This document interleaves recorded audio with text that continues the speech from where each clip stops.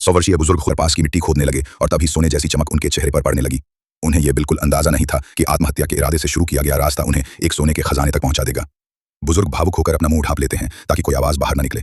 ये सोने की ईंटें उनके बाकी जीवन को बेफिक्र बना सकती थीं, लेकिन उन्हें यह नहीं पता था कि ये उनकी मुसीबतों की शुरुआत थी। जब उन्होंने सारा सोना बाहर निकाल लिया तो अगली सुबह वो शहर की ओर रवाना हो गए। इरादा था कि सारा सोना बेचकर उसे नकद में बदल देंगे, लेकिन रास्ते में उनकी मुलाकात द्वितीय विश्व युद्ध में हार चुके नाजी सैनिकों से हो गई। बुजुर्ग जब उनके पास से गुजरे तो सैनिकों के चेहरे पर घमंड और वहशीपन दिख रहा था, क्योंकि उन्होंने अभी अभी एक गांव को लूटा था और वहां के सभी माता पिता को अगवा कर लिया था। जब बुजुर्ग सोने के साथ एक अधिकारी के पास से गुजरे तो अधिकारी ने उन्हें गौर से देखा, लेकिन बुजुर्ग ने कोई ध्यान नहीं दिया और आगे बढ़ते रहे। तभी एक सैनिक ने उन्हें गोली मारने की कोशिश की, मगर अधिकारी ने उसे रोक लिया। उसे लगा कि बुजुर्ग तो वैसे भी नहीं बचेंगे, इसलिए गोली बर्बाद करने का कोई मतलब नहीं।